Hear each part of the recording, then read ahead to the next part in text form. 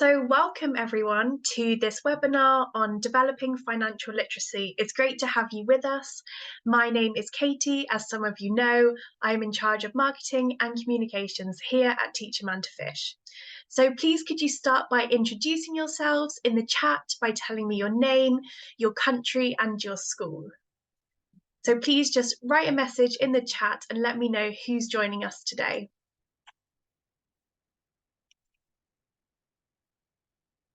So whilst you're doing that, I'll just tell you a bit more about the session today. So today we'll be embarking on a journey into the fascinating world of financial literacy. Together, we'll explore the essentials of financial literacy and equip you with the tools that you need to pave a way for a brighter financial future. So are you ready to dive into the world of financial literacy with us? Let's get started.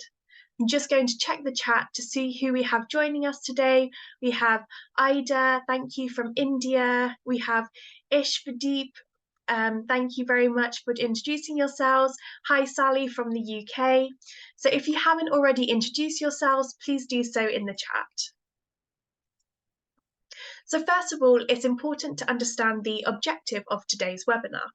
And whilst there will be opportunities to take the knowledge that you acquired today back to your students into the classroom, this session is primarily focused on your professional development and your own personal financial literacy.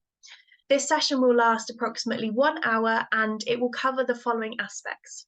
So what is financial literacy and why does it matter?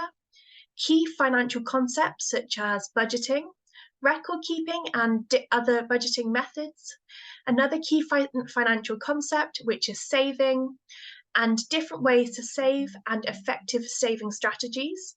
And then we'll move on to a case study, which is all about Jane's story. There'll be a savings plan and different types of savings goals, strategies for teaching financial literacy with a focus on setting up a savings club. And we might also hear from a teacher in Uganda. And then we'll move on to financial tools and resources, including websites, apps, and educational platforms that you can use to empower your journey. And then we'll finish by having a Q&A session at the end. Plus, you will also have the chance to test your knowledge in a quiz afterwards. And by doing this, you will earn an officially accredited Teach a Man to Fish certificate, which you can proudly display online. So you should keep an eye out for communications from us in the next week for more information on this. Thank you to everyone who is introducing themselves in the chat. We have Trisha from Nigeria, welcome. We have Mahmood from Nigeria as well. Who else? We have Moses from Kenya. We have Poonam from India, Bosco Public School. Monica, thank you for joining us from India. We have Richard from Uganda. So we've got so many teachers from so many different countries. It's great to see. Okay, so let's get started and let's first explore what the fundamental aspect of this webinar, which is financial literacy. And what exactly is it? Well, you should think of it as your ultimate key to your financial success. Financial literacy is the ability to understand and effectively use various financial skills. So it's like your secret toolkit that includes personal financial management, budgeting, saving, and even investing. But it's more than just a set of skills. When you are financially literate, you have the foundation of a relationship with money, and it is a lifelong journey of learning. And the earlier you start, the better off you will be, because education is key to success when it comes to money.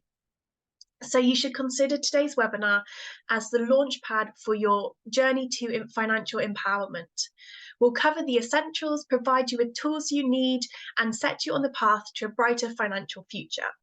So are you ready to get started and explore the world of financial literacy with us today?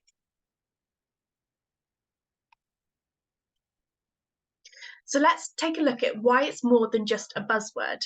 It's a game changer for both adults and for young people. And here's why it's absolutely vital for all of us. So first of all, we have empowerment for all ages. As you already know, knowledge is empowering, and that's just as true when it comes to your finances and the younger generation.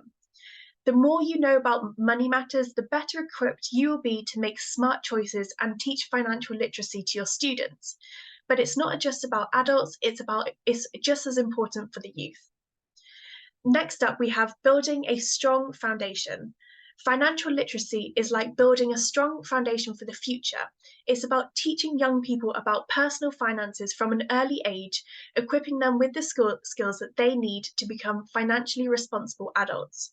And it's about laying the groundwork for a secure, prosperous future. But don't worry if you're not a young person yourself or you're not still a student, it's still great at any age to master this skill. So moving on, we have making informed choices and decisions. Financial literacy helps children and adults alike to make wise choices. So whether that's budgeting, investing, or planning for the future, it instills a financial responsibility, and it teaches young people about long-term planning and not just looking at the now. But it's not just about teaching them, it's about enabling them to take control of their financial journey. And it's also a preparation for life's challenges. We know that life can throw unexpected financial challenges our way at any age, and financial literacy equips both young people and adults to handle these emergencies calmly and wisely. And it's about having the skills to evaluate your options so even under stress, you can make sound financial decisions when it matters most. So, in a nutshell, financial literacy is an essential life skill for everyone, from our youngest learners to adults, and it helps us all to navigate the financial world confidently and make informed decisions for a secure and financially stable future. Thank you everyone for continuing to introduce yourselves in the chat. We have Paul from Uganda, welcome Paul. We have Nadine from Cameroon, Jude from Liberia. So I see some familiar faces that have joined my other webinars recently, so welcome. Okay, so let's roll up our sleeves and dive into one of the fundamental building blocks of financial literacy, which is budgeting. It's like your financial roadmap. Budgeting is your financial GPS, say, guiding you to achieve your financial goals. It's all about creating a roadmap for your money, ensuring that you're in control of where it goes. And to put it simply, budgeting means creating a plan for your money by allocating it to specific categories or expenses, ensuring that you spend within your means and you save for the future. Now, you may be wondering, how can I start budgeting effectively? Well, for many of us, online banking might not be readily available, and that's okay. And this is where good old-fashioned record keeping comes into play. Record keeping is a vital part of budgeting. It's a key component and it's all about maintaining a record of your income and your expenses. So you don't need any fancy software or online banking to do this. You can keep a track by having an expenses diary, for example. This is where you simply jot down your daily expenses in a notebook. You could also use physical envelopes, so you can allocate cash into different envelopes for different expenses like groceries, bills, and entertainment, and so on. And also, you can keep receipts. And if you're making a purchase, you should just keep the receipt somewhere. It's your proof and a way of tracking your spending. So overall, record keeping helps you stay accountable, you understand your financial position, and you maintain discipline within your budget. And that's really important, to only spend within your means. It's like a captain keeping a log on a ship, so ensuring you stay on course to reach your final destination. Now, let's talk about 3 popular budgeting methods, each with its own unique approach.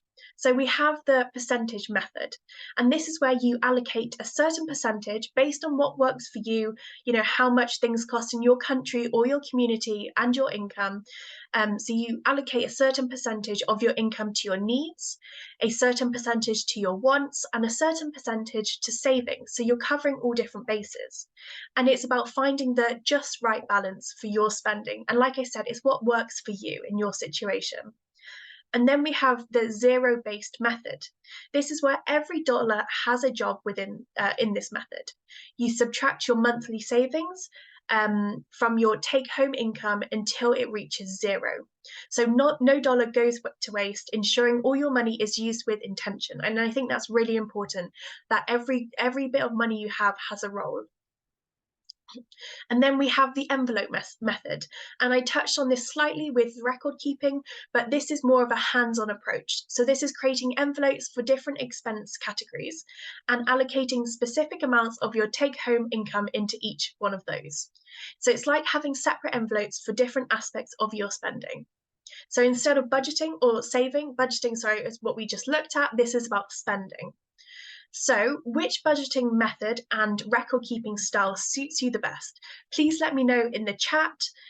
So, is it the percentage method that I just said, the zero based method, or the envelope method? Is there one that you potentially haven't heard of before?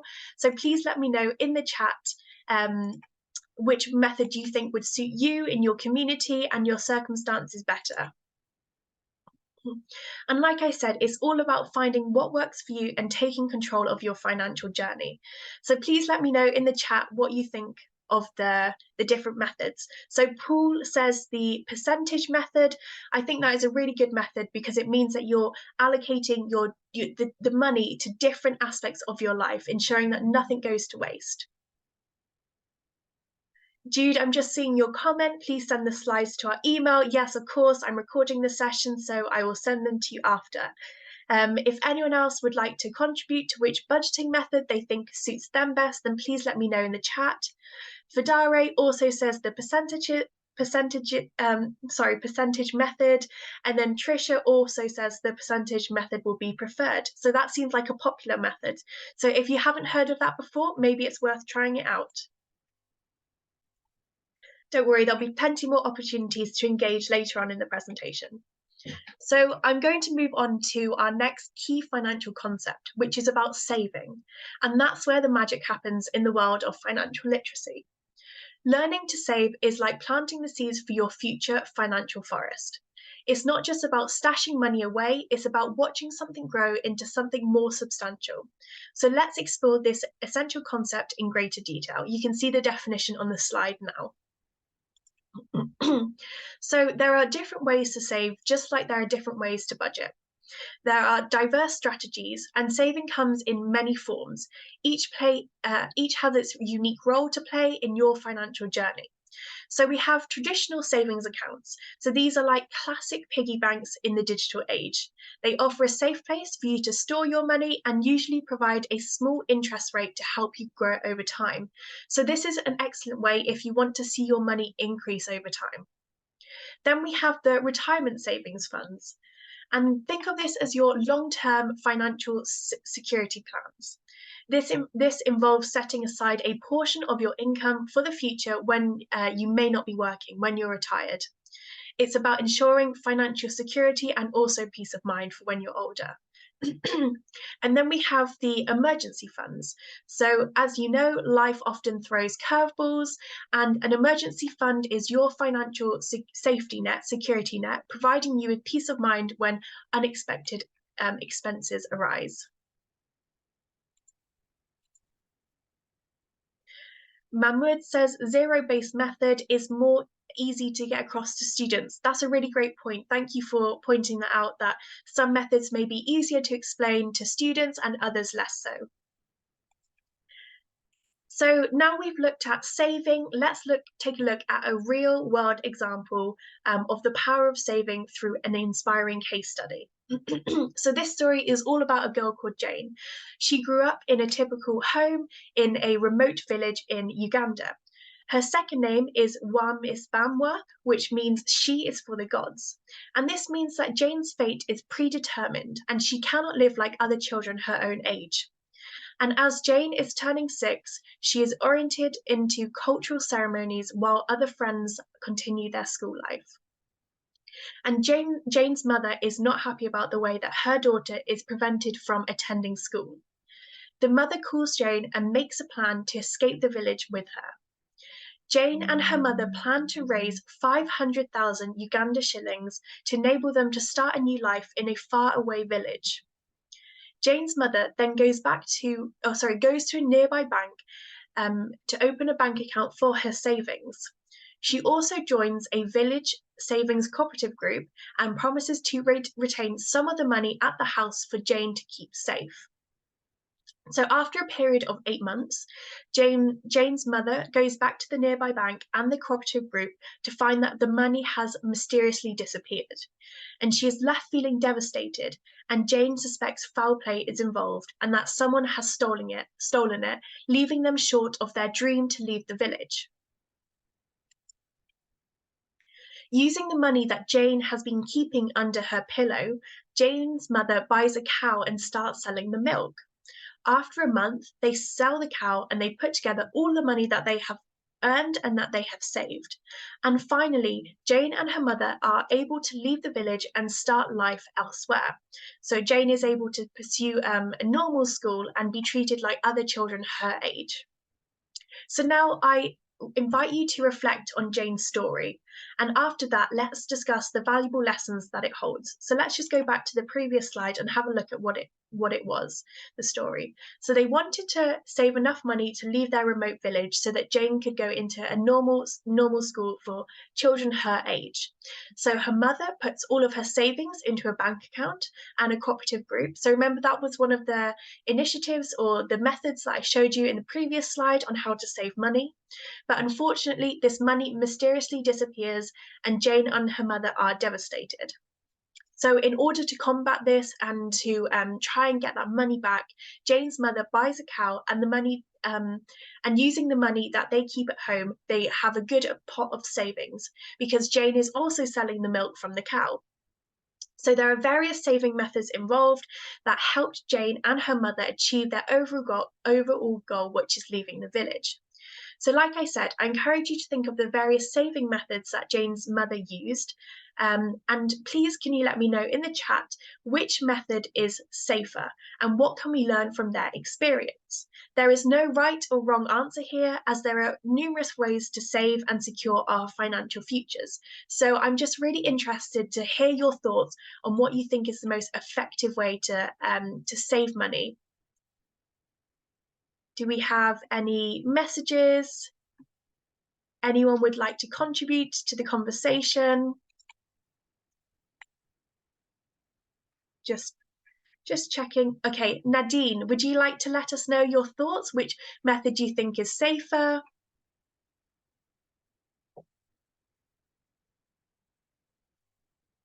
Hi, Nadine, would you like to let us know which method you think is safer and what we can learn from their experience?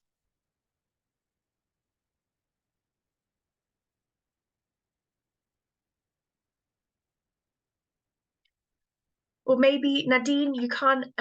Your signal is bad potentially right now, so don't worry if you can't unmute yourself, you can't contribute, but you can let me know in the chat. So would anyone like to let me know which method they think is safer?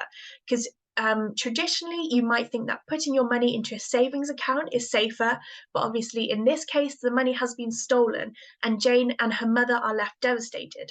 But the old-fashioned traditional way of saving money, like Jane hid the money under her pillow, actually worked really well. However, there are, of course, drawbacks to that method because the money isn't earning interest. They're not gathering more money as a result. Okay, so Fadare says that it's better to keep investing in your business, so investing your money. And Trisha says one of the lessons from this story is it's always good to have alternatives. Yes, absolutely. That's so important that you can't put all of your eggs into one basket. And I think that's a saying. So we should really think about different options that we have when we're using our money and trying to get more savings. So thank you so much for letting me know your thoughts in the chat. Yeah, like Paul says, not putting all of your eggs into one basket. Exactly, Paul. So like I said, some of these methods are more formal, such as using a bank or a savings cooperative, while others are more informal, like saving at home. But it's about finding the right approach for your unique financial journey. Like everyone is different, every family has different circumstances. So it's about creating the space that works for your money. I see we have I'm sorry, Nadine, your network is bad and you didn't get to contribute. That's okay, don't worry, Nadine. Thank you so much for letting me know. Okay, so Richard says a savings account and investment. Adia says use traditional method to save some part and to invest it. Okay, Jude says saving money through a community union is safer as well. And Fadare says, and you can ensure as you are making interest, you do it with, you do what you intend with it. Yes, exactly. So thank you everyone for contributing to the conversation, and it's great to hear your thoughts. And there are so many different opinions out there, and there's no wrong answer. So we've just heard Jane's story. Jane and her mother had a goal for saving. And remember, in the story, the goal was to leave the village and reinstate Jane into the formal school system. And it's important to note that there are two forms of saving goals. We have the short-term goals, and these are goals that you want to achieve in the next 1 to 3 months. So for example, buying a new pair of shoes. And then we have long-term goals, and these are what you want to achieve in 6 to 12 months from now. So for example, saving enough money to attend a vocational course. So these are long-term commitments that you want to achieve within the next year. So one of the ways that you can set up a savings plan is on the screen here. And this is an example of a savings plan that we advise School Enterprise Challenge participants to use if they want to save money. So for example, let's go through it. You put your name here, you put your short-term savings goal here. So like I just said, in the next 1 to 3 months, and then you put how much money you need to achieve this goal. By when do you want to achieve this goal? So make it realistic. Think about if it's long term, if it's short term, and how much do you need to save per month based on those two things that you've inputted into the table. And then you can also track your savings or your achievements by drawing a smiley face, for example, if you have reached your goal of 50% of your savings goal. And then when you have reached 100% of your savings goal, you can also put another smiley face. So although this is a very simple a very simple savings plan, it can help you really visualize what you are saving for and how that will help you. It's always really helpful, I think, to have stuff written down on paper or have it visually and physically in front of you to imagine what that saving looks like in person. So that's just one of the ways you can set up a savings plan. Now, I want to introduce an exciting idea, and this is one that you as teachers can implement with your students. So it's all about setting up a savings club. And this isn't just a financial concept, it's a practical and engaging tool for teaching financial literacy to the next generation. So like I said, this webinar is predominantly for you as teachers, but of course you're going to be learning things that you can take back to your students, whether they're taking part in the School Enterprise Challenge or they're just, your students at the school. So first of all, it's all about empowering your students with a savings club. Imagine that the impact that you can have or you can make by giving your students the skills and knowledge that they need to manage their finances wisely at such a young age. And a savings club is a fantastic way to do just that. It's a concept where your students come together, they learn, they save, and they thrive financially as a union, as a group. So the first thing that you should do is define the savings club. So a savings club is essentially a group of your students who join forces to save money on a regular basis. It's a concept that fosters unity, motivation, and mutual accountability. And best of all, you can tailor it to your own classroom or your school, allowing you to involve as many students as you'd like. Often your entire School Enterprise Challenge group or the entire cohort in that year. And you'll meet every 2 weeks to ensure financial progress. It doesn't have to be as regularly as that. It could be once a month, for example, or it could even be half an hour each week. But the idea of having a regular meeting really instills that financial accountability into your students at a young age. And this is a practical way. Picture your students using a savings box and savings cards to save their hard-earned money at school. It's not just something that they learn about. The method is actually something hands-on that they'll get experience doing. So the savings box is like a personal vault where they secure their money safely. It can lock tightly to ensure that the money is safe, and you can use 2 padlocks, each with a different key holder, so that you can, share the responsibility and accountability between the students, and also give them roles to make them feel very important in the club. And then we have the student's personal financial ledger. Each student will have their very own savings card, and it's like a financial diary, allowing them to track their savings, withdrawals, and their balances as well. And this hands-on experience will instill financial responsibility from a young age, like I said. And also, like I mentioned previously, it's all about leadership opportunities for your students. So within the Savings Club, your students can take on leadership roles such as president, treasurer, and secretary. And these roles provide valuable opportunities for personal growth and development as they learn the principles of financial management. And then we have structured club meetings. So, like I said, it's really important to regularly meet. And during these club meetings, you'll follow a structured agenda, including updates, savings, and withdrawals, and celebrations for saving milestones. So, for example, if they hit £10 or $10, whatever your currency is, you can have a mini celebration to celebrate them achieving this goal. And it's practical, it's a real world experience in financial management, which is so important. And then we have incorporating key club rules. Like any club, there are rules, and you'll also introduce some crucial principles that guide the savings process. And these rules ensure fairness, security, and success of all club members. And finally, teaching financial literacy through action. By setting up a savings club, you're not just teaching financial literacy in theory, you're giving your students the chance to experience it firsthand. And like I said, it's a powerful way to instill financial responsibility, discipline, and the value of savings in their lives. So, teachers, here's an opportunity to make meaningful impact on your students' financial future. As you consider this concept, remember that you have the power to shape the next generation's financial well-being. You should encourage your students not only to learn about saving, but also to engage their parents and those at home in these conversations.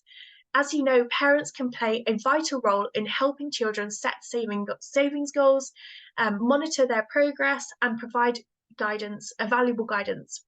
And together, as a community of teachers, students, and parents, we can empower the next generation with financial responsibility and literacy. So now that we've discussed a bit about setting up a savings club, I just wanted to go back to as I mentioned at the beginning, we potentially have a teacher from Uganda called Paul, who has offered to speak a bit about what he's doing at his school to really empower his students and teach them the importance of financial literacy. So, Paul, if you are here, would you mind just sharing a few words about what your students are doing at your school and how the process is going? Great. Thank you so much. I don't know, as I put on my video, I may not be able to be clear because of connectivity. But thank you so much, Kate. We can hear you. It's been a wonderful session so far. Thank you. And I'm very grateful, and I'm very sure the rest of the teachers are. And we know once the things are done at the tender age, the foundation, we know these children are going to thrive. I'm very confident that 90% or 95% of the teachers here, we missed out on such opportunities while we are going through schooling at our tender age. And so this gives us a very great opportunity and passion to raise the next generation, equip them with such skills. Well, you asked me to talk about what I'm doing with the 5 to 6-year-olds. Well, these kids have run. When I look back, I say, wow, they are going to make 1 year ever since they started this. But look at what they have learned. Well, right from the word go, they had opportunity to talk, to create, come up with ideas, 10 ideas, and they zeroed to 1, and which is the bottle bank. We could call it a piggy bank, but for them, they sounded well. They had learned about where money is taken by their parents. They had mentioned apps, banks, and that's where the name came from. That we can make our own bank out of a bottle. So, and the ideas has picked up. We are making the bottle banks, and on 11th, 16th November, they are looking forward to bring out this bottle bank on their graduation day and show the rest of the parents and visitors who have come around that this is our own product. We've made it, and it is here to help us be more responsible with our earnings and savings. Their vocabulary has changed all of a sudden through these lessons. They are speaking big words to their parents, and the parents are wondering what's happening. But it's all coming from the class, Yeah. and their financial literacy has really picked up. So going forward, they have suggested that, well, even yes, we will be leaving this level of education, but we want to keep this unity, want to keep this friendship. But I guess the bottle bank is going to help us do that. That was going to be more like a club that we might set up with your insights that you've shared here. So I'm very thankful for the session. And guess what? Watch those children go through. Maybe they have gone to another school, and that school has some entrepreneurship sessions. I know their minds will never be the same. So as a country, as a community, as a continent, this is the way to go, starting early, equipping them. They take their own responsibility, hands on, and the future. And some people have said the sky is the limit, but I think for these little ones, the sky is the beginning. So I think that's it for now. I think that can give some insight to the rest of the people. Well, thank you so much, Paul, for sharing that really valuable insight.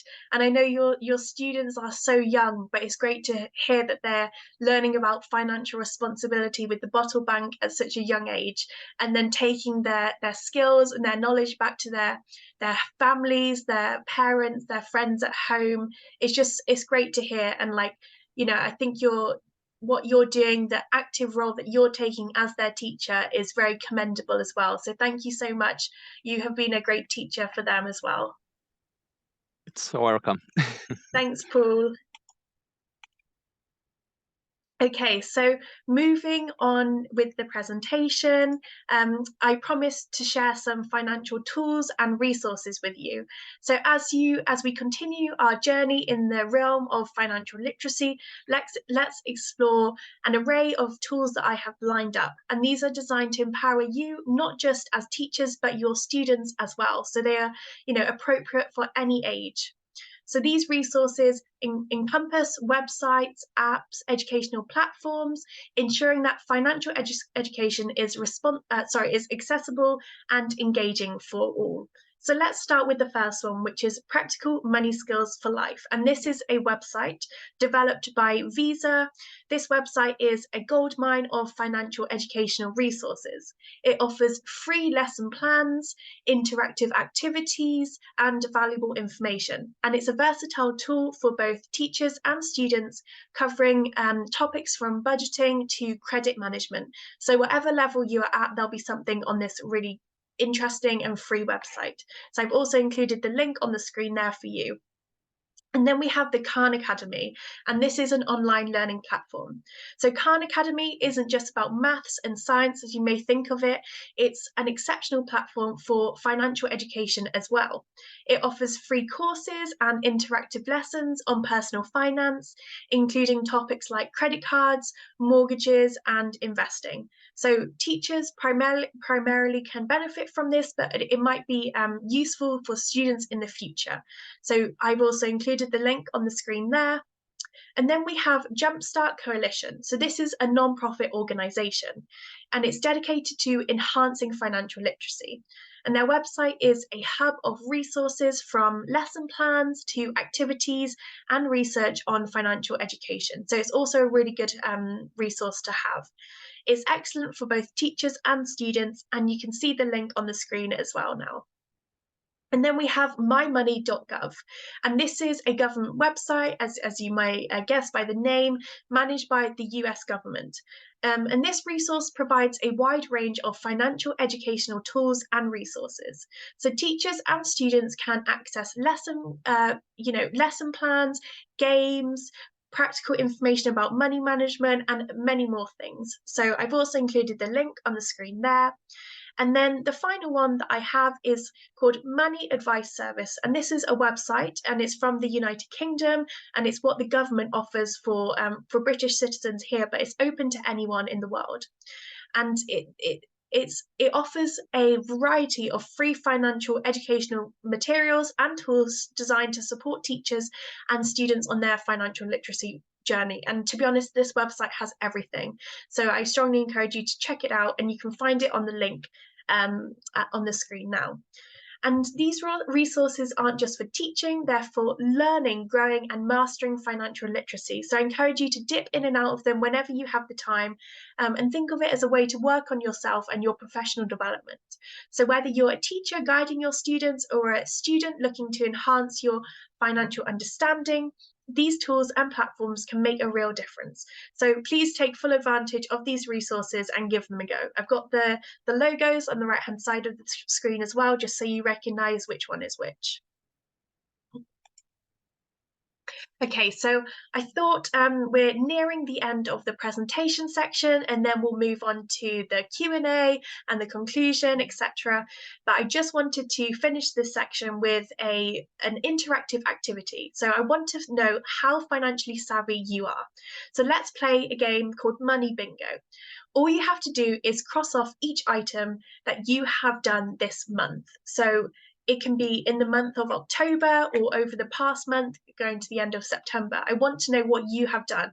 And I'm not trying to, call anyone out. I'm really interested to see what levels we have, what your understanding, your knowledge of financial literacy is. So please write down each thing as I go along and you can tick it off and see if you have done it. So the first one, I just give you a minute if you want to get a pen and paper, then I'm going to read them out in a random order and you can cross them off as we go along. So I just give you 1 minute to get some pens and paper if you'd like to.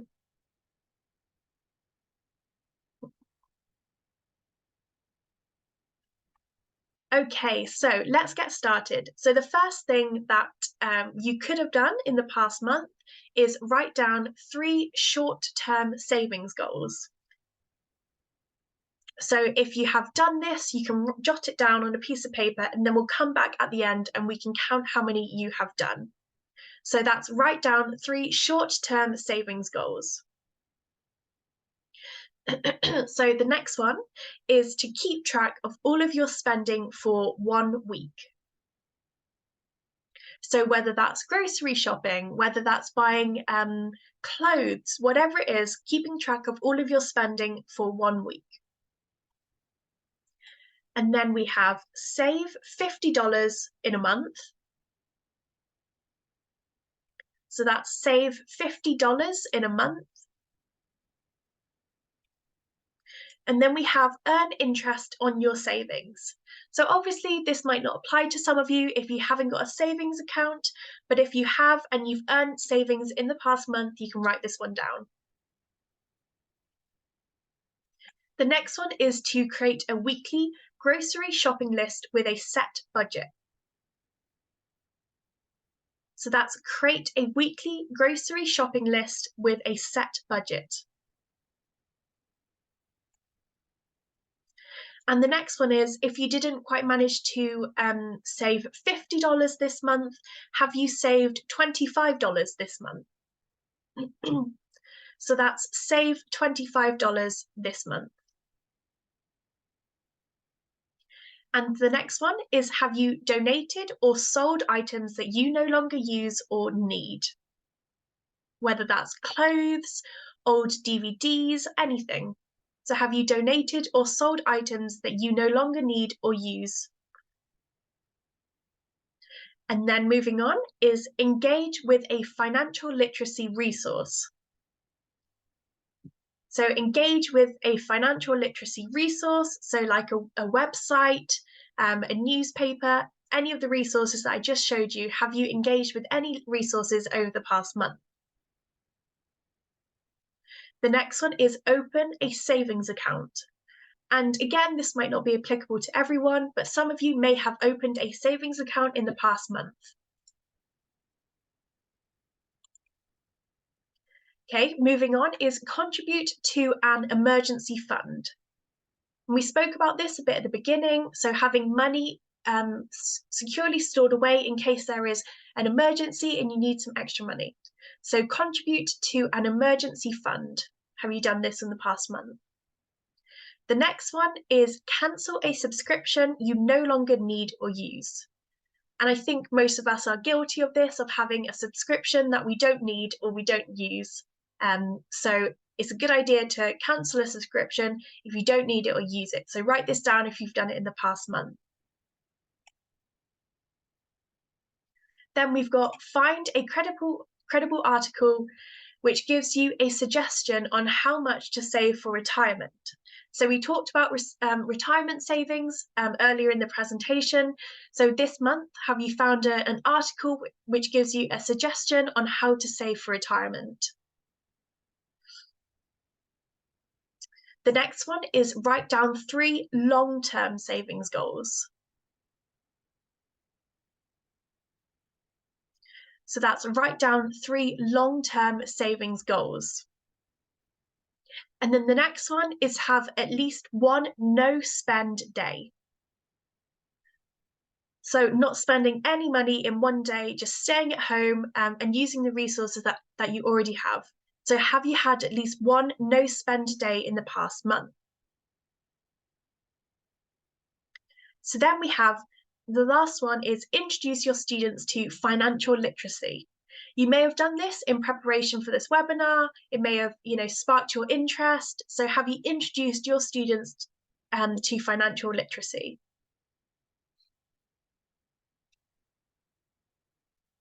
Okay, so that's the last one of the money bingo. And there were 16 options or, 16 individual actions that you may have done in the past month. So if you wouldn't mind, please let me know in the chat how many of the actions you have completed in the past month. It may only be 1 or 2, and this presentation has given you inspiration to strive to do more next month. Some of them are as easy as reading an article. So please let me know how many you've done in the past month.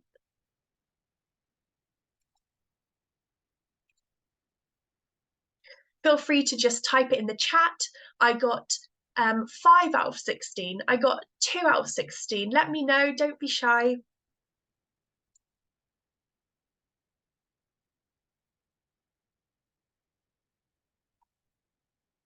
Okay, we have Talat who got 6 out of 16. Well done. That is a good number to get.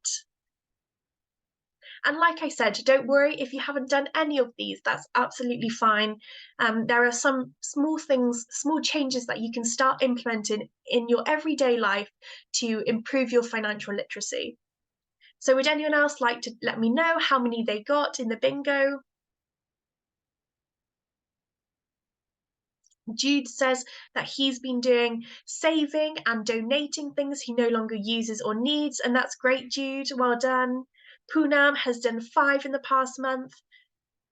Okay, well, thank you very much for those that have shared their insights in the bingo. Paul has done 8 out of 16. Well done, Paul. So feel free to let me know, and if not, we can move on to the next slide. Fadare has contributed to an emergency fund. Well done, Fadare. That's really important to think ahead about, what could happen and where you might end up if you don't have enough money in that fund. So thank you so much for sharing that. So I just want to finish this section by saying thank you all for joining me today on this enlightening journey, I hope, into the world of financial literacy. We've covered essential concepts, shared real life stories, and we've even heard from a teacher in Uganda, Paul, and introduced valuable resources to help you become financially empowered. So now it's your turn to ask me any questions, to seek clarification, and share your thoughts. We might not be able to address all of the questions today, but like always, I'm available via email and WhatsApp to answer your questions any other time.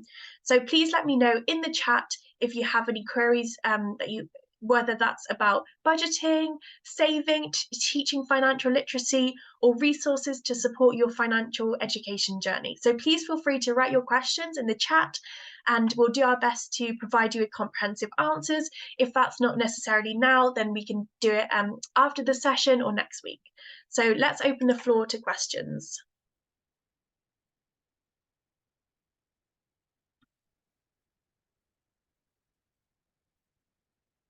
Okay, please let me know if you have any questions. I'm just catching up on the results from the bingo. Trisha says, I've been saving for as long as I can remember, and I have a retirement plan too. Adding all of these will make it about 11. Well done, Trisha. That's really great. Mahmood has says, tracking my spending, cancelled subscriptions not needed. That's really good.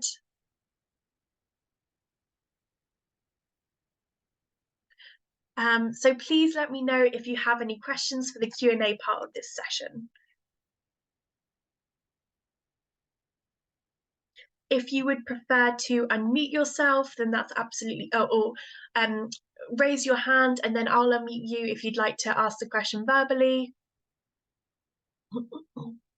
Okay, well, I'm just checking the Q&A session from the Q&A section from throughout the presentation. And Richard said, can you give practical examples of each of the 3 methods of budgeting? So let's just go back to that slide and familiarize ourselves with the 3 methods of budgeting that I initially said. So bear with me.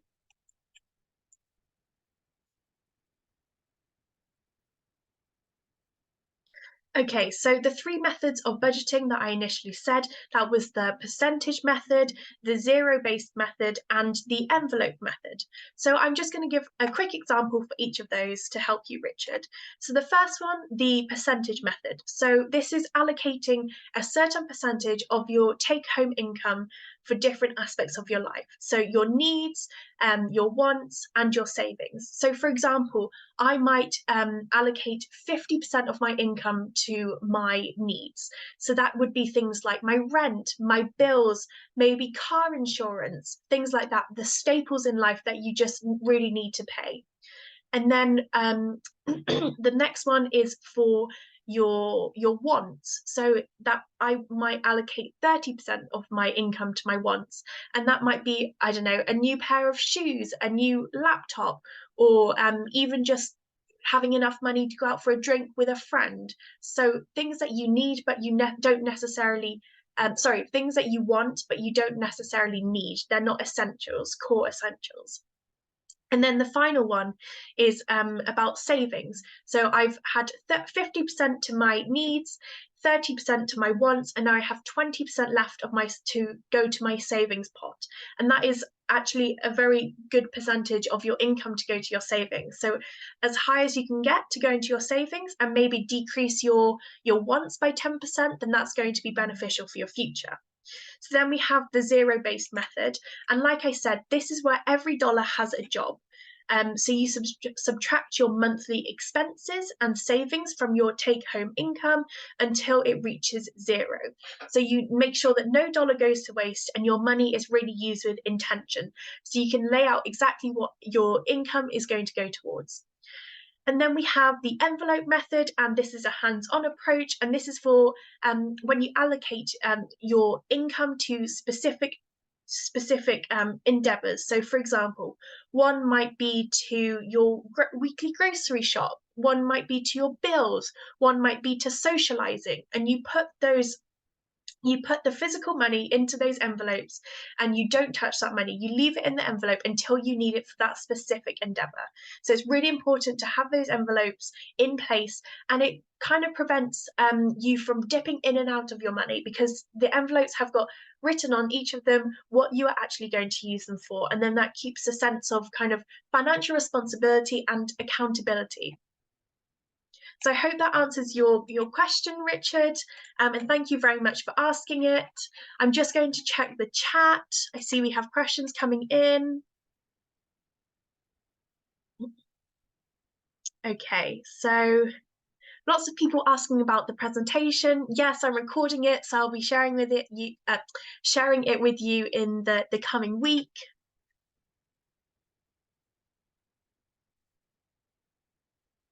Do we have? Okay, so we have a question from Babatunji, you say, hello, how do we encourage savings or start up a savings club in a full boarding school? So I understand that if you're in a boarding school, there are certain restrictions. The children might not have as much ability to save if they live and they also go to school in the same place. But let's just go back to that slide on setting up a savings club. So I would strongly suggest following the steps that I talked about today. And don't worry if you missed them because I'll be sharing this presentation after.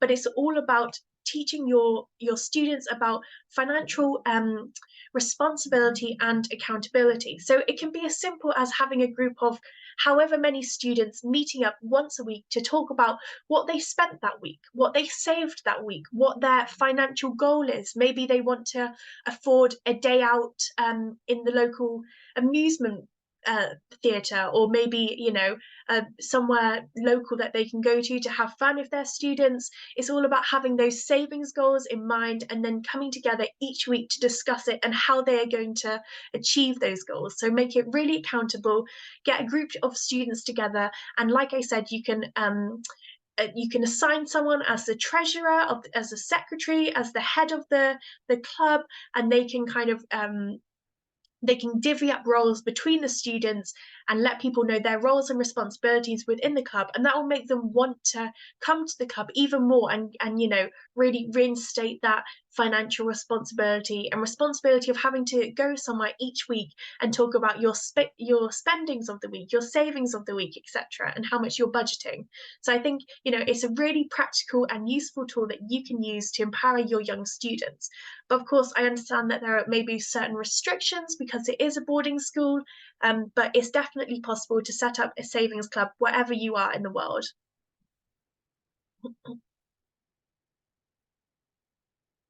So Fadare says, most of the things learned here I have already been applying to my personal life, and my financial life has been very realistic. Well, that's really good to hear that it's actually working for you in your real life.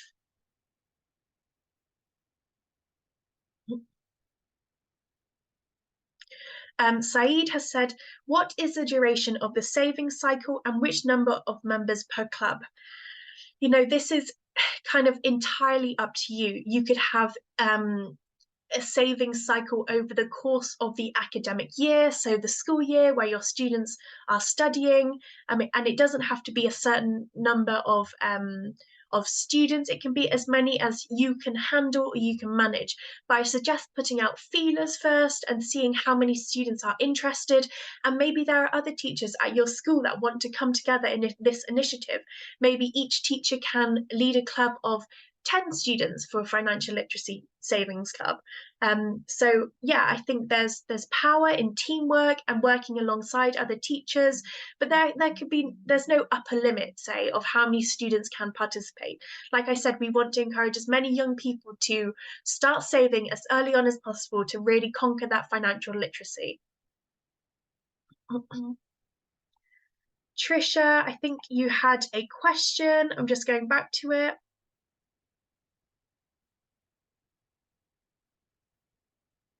Okay, Trisha, you said, I think I already read out your comment. You've been saving and you have a retirement plan too. So thank you for sharing that, Trisha.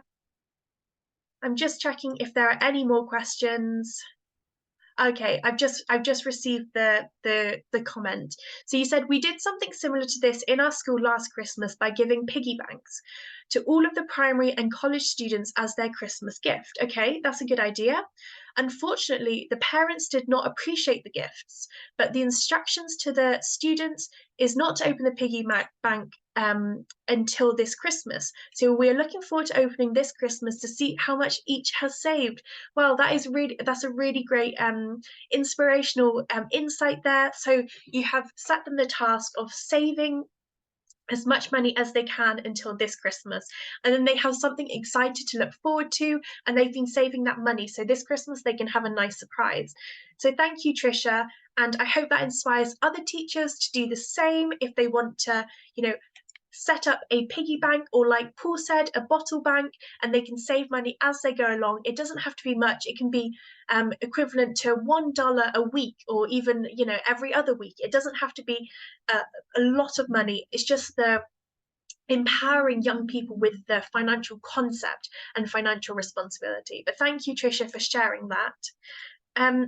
We have 5 minutes left, so I'm just going to go through quickly the conclusion for today's session. I'm sorry if I didn't get to your question in time, but please, I'll check the chat after this presentation, and I'll get back to you privately. I know many of you already here today, so I can send you a WhatsApp message and we can have a conversation about your question. But just in the spirit of keeping to an hour for this presentation, I'm just going to wrap up and go through today's session. So let's take a moment to reflect on what we've learned and the opportunities that lie ahead. So we've explored the vital concept of financial literacy and why it matters, and recognized its transformative power. We've also delved into budgeting and discovering different methods, and emphasized the importance of record keeping. We've discussed saving and the various strategies to secure your financial future. We shared Jane's inspiring story, demonstrating the impact of determination and various saving methods and the importance of each one of those. We've also introduced the concept of a savings club, which I think many of you are really interested in, which is a practical tool for teaching financial literacy to your students. And we also heard from Paul in Uganda about how he is empowering his young students with the idea of a bottle bank to help their financial literacy for their future. And then finally, we highlighted essential financial tools and resources, including websites, apps, and educational platforms to further improve your financial education journey. So I hope that the skills and knowledge that you've gained today are your keys to a brighter financial future. We encourage you to take what you've learned here and put it into practice, both in your personal well-being and your financial well-being, and for teaching your students and your children at school. And remember that financial literacy is a lifelong journey, and it's never too late to start. I really want to emphasize that. And opportunities can change all of the time. So if you're here and you're thinking, oh, it's too late for me to start saving, it's absolutely not. It's never too late. And the sooner you take that first step and become empowered in your financial journey, you'll be closer to achieving your financial goals, whatever they are. So I hope you have enjoyed today's session. And before we move on I'm going to ask you to do a really quick feedback form. I'll be sharing the recording in the coming week, and letting you know how you can test your knowledge and earn an officially accredited Teach a Man to Fish certificate. So please keep your eyes peeled for the recording and the chance to test your knowledge and earn a certificate. So just like I said, there's one more thing before we wrap up today's session. I'd like to ask you to kindly complete a quick feedback form, and it won't take you longer than 5 minutes, but it's really helpful for us because it's going to improve our future webinars. And as you may know, we are running another webinar next week, and then one a couple weeks after. So we really want to improve these webinars for you and make them work for you. So I'm just going to share the link in the chat now. So if you could take less than 5 minutes to complete this feedback form, I'd be really grateful. It's all anonymous, so you can let me know what you think of the session without worrying. So please let me know, or please respond to the feedback form if you have the time now to just click on the link.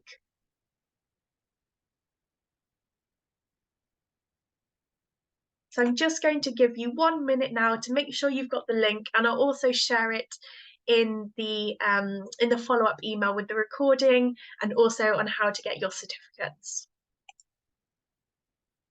So I've just shared, or maybe you haven't been able to see the link. I think I may have accidentally shared it to not all of you, but now I've shared it to everyone, so you should be able to click on the link. You don't need to fill it out right now. I mean, of course you can if you want to, but as long as you've got the link before we end the session, that will be really helpful. I really appreciate your feedback, and your words guide us. So please just, let me know if you have any time, just let me know your feedback. So I can see everyone saying thank you. Well, thank you all so much for attending the session. It's been great speaking to some of you today and just finding out more about you and your personal lives and your financial literacy journey. And like I said, I'm always here to help. you on your journeys, and let me know if you have any questions that I didn't quite manage to get to today. Trisha says, thank you. You'll be doing that as soon as possible. Thank you very much, Trisha. I really appreciate it. So once again, thank you for your participation, your engagement, and your commitment to financial literacy for both you and your students. And I just want to say, thank you so much for attending today. I really appreciate your active engagement and your participation. So thank you, everyone, and I hope you have a lovely rest of the day wherever you are in the world. It's been great speaking to you today, and I'm going to end this session here. So yeah, thank you, everyone, and I'm going to say goodbye now. So goodbye.